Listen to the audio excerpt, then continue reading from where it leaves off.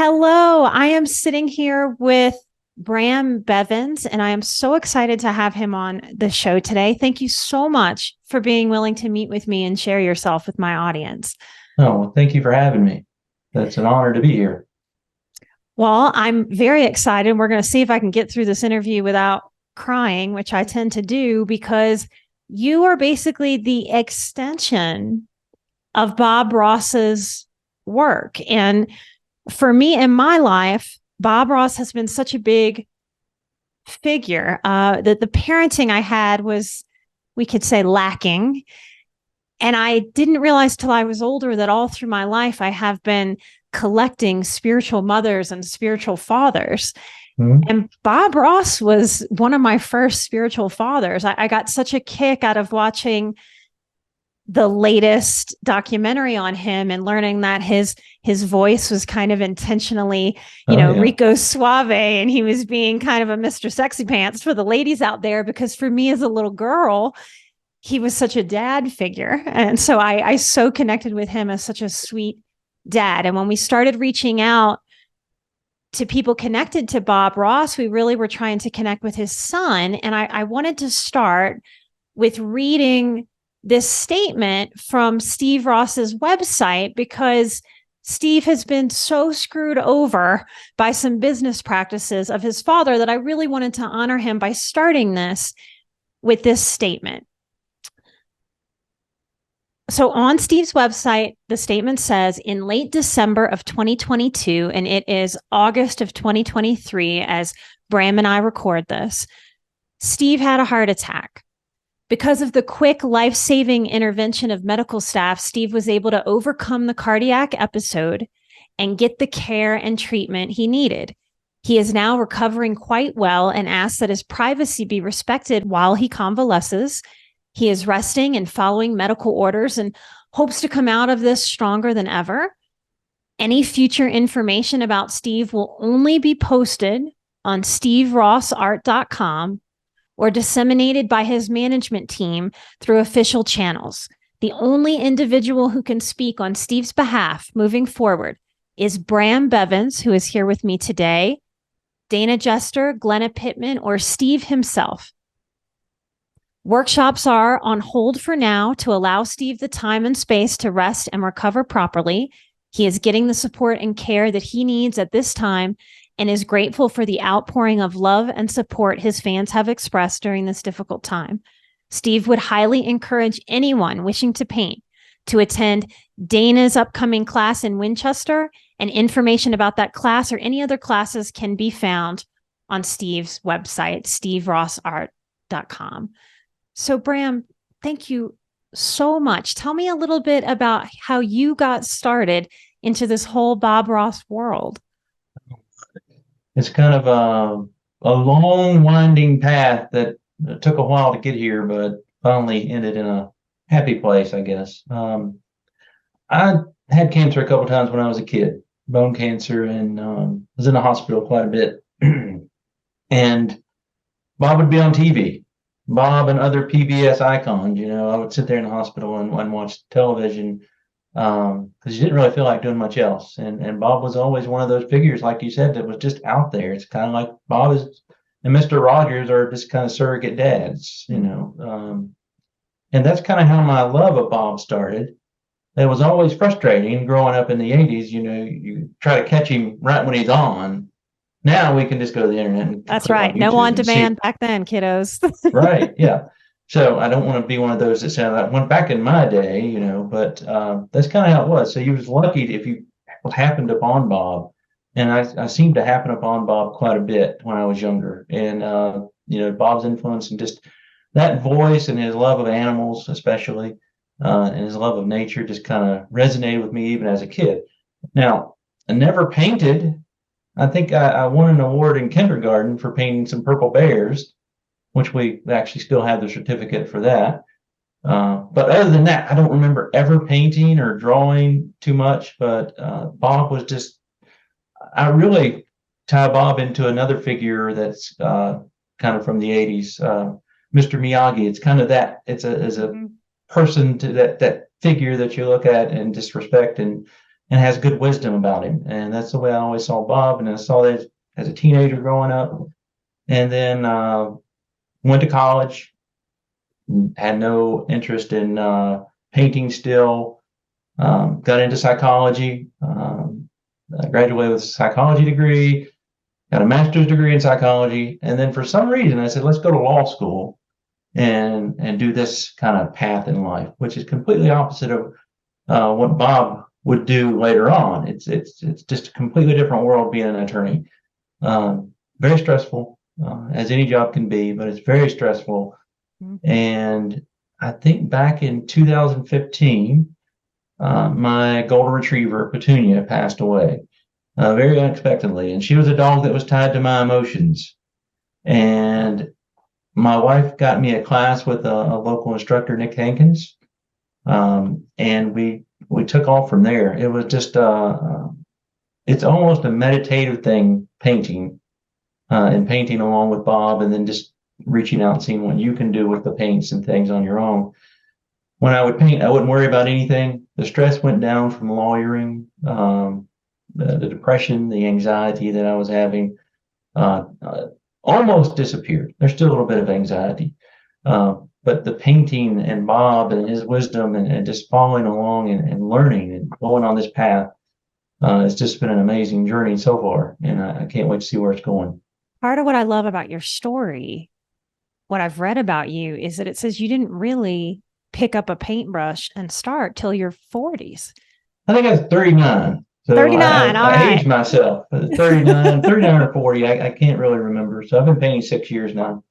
So I think I was 39, but close enough, right? But yeah, I had no desire to paint, even though I loved Bob and would watch Bob all the time, especially once he became easier to access with the internet and, things like that. So tell me a little bit about how you teach, because I hope that our listeners are aware, and if they're not, I hope they are after we have this conversation, that Bob's work has really spread all over the country and all over the world. I mean, some of my prized possessions in my life, I moved last year, I haven't even unpacked them yet, are some oyster shells. I'm from Louisiana. Okay. And I met one of Bob and Steve's trainees or students, and I wish I remembered his name. Old, like in Louisiana, we would call him a coon ass with affection, but he old Cajun boy, thick Cajun accent, and he would do Bob's work on the inside of an oyster shell. Oh, wow. And every time I would go, now I live in Colorado, every time I would go back to New Orleans, I would go back to the historic French Market and find this man. And that the very last time that I found him, it broke my heart, because he had so much spirit and so much heart. And just like a Cajun, an alligator bit his hand, and he was a painter. And so he was still, I was so grateful to have some of his work before that injury. And he was still figuring out how to paint with part of his hand missing from that alligator bite. And you don't get more Louisiana than that. Right. But that combination of artistry and creativity. And, it made me wonder if Bob ever knew that his art was being extrapolated and expanded onto something like the inside of an oyster shell. Right. Bob used to paint on weird things, so I'm sure that he can imagine. Steve tells stories, and of course, Bob painted on gold pens, and there's some kind of tree fungus that grows in Alaska that Bob actually painted on that would cut it off the sets. So yeah, I imagine that Bob would know, but Bob would be tickled to know that anybody is painting on any substance or surface that they could find, because that's what he wanted, I believe. I think that's what resonated with people so much, and I take him into my heart in what I'm doing with this show. I think it's such a need in the human condition that we relate to each other through kindness and through heart-centered compassion. And Bob was such a teacher and such a force of self-compassion and kindness. I speak to an audience that is highly sensitive people. I'm a highly sensitive person. I suspect you might be, and Bob was. I've had such an affinity in my life for sensitivity in men, especially men from older eras. It's going to be different for men that are born now, Right. who were really taught to suppress their feelings and to be, tough, like, as if masculinity was such a tough, kind of forceful, almost like hard ass kind of thing. And I think Bob was such a contrast for that, to be strong in his masculinity and to be kind and to be encouraging. No wonder he filled such a fatherly, masculine place for so many of us in our heart, because he was such an example of what it is to just live from that heart-centered place and to do what you love and to just expand and connect with people out of that love. It transformed people. I was watching very recently, in preparation for this interview, the documentary that was released in 2021. Let's see, I want to get the name of it right. It's called, I didn't write it down correctly. You know the name of it. It's Happy Accidents. Betrayal and Greed. Betrayal and Greed. Right. Yeah. And I've had such a hard time growing my business that it really, really speaks to me, because as someone who feels a natural affinity for the truth and integrity and not ever pulling one over on anybody or lying or manipulating, to watch that documentary and realize that he was so screwed over by his business partners. I know in my own business, I've had moments with myself after getting screwed over in different ways of going, my goodness, I have this heart. I have this creativity in me. I have this drive to share my passion with the world. But this business side, this cutthroat, unfortunate way that business seems to have evolved into it being so normal to just see what you can get out of somebody and how you can take over somebody else's stuff.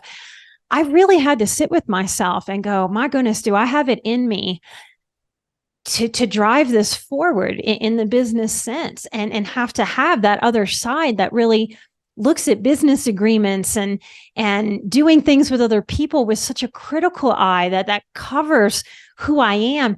It's so oppositional to the energy that I want to move through in the world, but it's such a modern day necessity that I just resonated with it so much. Like, just what do you want to say or add in that regard about Bob's story and history and legacy? It's tough. It's tough watching. Steve and I became good friends. Steve just like family to us now. I mean, he's kind of like just another older brother. We just enjoy hanging out, but it's tough for me watching the impact it had on Steve. Now, again, it's a documentary. I believe my friend Steve, so I don't know, what happened. I wasn't there. I was in high school when Bob passed away, so I didn't know Bob. I didn't know any of the facts and the things that happened around anything. I do encourage people to watch it, and I also know that my good friend Steve has never lied to me, so I have no reason to doubt what he's saying in that documentary. And one of the reasons it hurt so much to watch it was that Bob seemed to be hurting, and Steve has been hurt. So that's heartbreaking. But again, I think it is what you said. It's business, and I think Bob was a good person. I don't think Bob was a good businessman. I feel that a lot, and that's the way that I connected with that, and I hope that Steve is able to heal and let that stuff go so that it doesn't weigh heavy on his heart. Because right. I can only imagine that his father would not want it to weigh heavy on him. Right. No, and I don't think Steve will ever get past some of the things. I don't think I could, if that had been my dad. But I also think Steve's in a much better place today than he was during this documentary. Even considering the heart attack, he just seems better to me. And again, I speak to him usually once a day or so, just quick text just to check on him, and then sometimes we'll have a 3-hour conversation on the phone. But besides his health, a little bit of things going on, Steve is still being Steve. So that's good to know, because the sensitive, feely person in me could feel the weight on him in that documentary. Right. So I'm glad to know and spread that out there, because I'm sure if y'all watch it, listeners, you're going to feel that too. And it's part of what I'm trying to do in the world, is to really show people that even the things that we can feel are impossible to get over in this life, we really can. So I don't know, maybe there's a little bit of sharing a little emotional badass with Steve, because I hope that he knows, I hope everyone knows that even the things that feel so heavy, we really can learn how to put them down. And sometimes that's the most wellness that we can offer ourselves, is a lightness, a joy, almost as a radical act of rebellion against the hard things in this life and against the betrayals that so many of us experience in this one precious life. Right. So tell me, Bram, because you're offering classes that people can go to live in person with you. You're offering classes that people can Zoom. I think COVID forced a lot of us into figuring out the zoominess of how to connect with people. And that's so beautiful to be able to connect with people in any location across the world. So if I sign up for one of your classes, walk me through it. How does it work? What happens there? So teaching's always been in my blood. I come from a teaching family. My dad was a teacher. My uncles were teachers. My I guess great uncles were administrators in the school. So teaching just kind of natural to me. So I enjoy it. So if you were to come to a class with me, the biggest thing that I want people to take out of that is some of that positivity. Your painting, I always remind people, your painting will not look like Bob's or Steve's or even mine today, most likely. So that's the first thing. I always try to keep it positive. We get people in there and we get them, painting and putting something on the canvas, because that's, I think, what Bob got right, that a lot of artists don't like about Bob, is that Bob got people painting. And that's what I want to do in classes, because I know the impact that it had on my mental health. I was on different medications, nothing was working. And when I found painting, it worked. The natural remedy for some of the things that I still struggle with at times. But you come to the class and I want you to have fun. I want you to sit down. I want you to put some color on the canvas and see what happens and just enjoy being in that moment. Usually when I paint, and this is what I hope people get out of it, is that you're focused on this moment and not the noise out here. And that's really what helped me. And again, that's what I really try to teach and preach almost in my classes, is that it doesn't matter the outcome. It matters what you're doing, and just focusing on this and enjoying it. I think we all need something like that in our life, a hobby, something to kind of put the noise, put a little damper on the noise. I think that's what's going on in the human condition. I've been in mental health for 17 years now.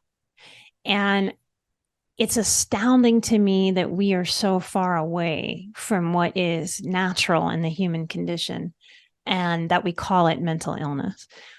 We need hobbies. Like, I think words like that, it sounds like such a frivolous extra in life, like some kind of throwaway, like, yeah, I know I need a hobby, but one day I'll get to that.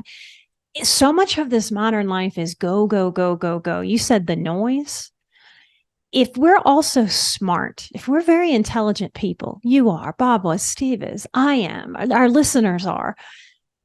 If we're intelligent, really, we're apt to overthink.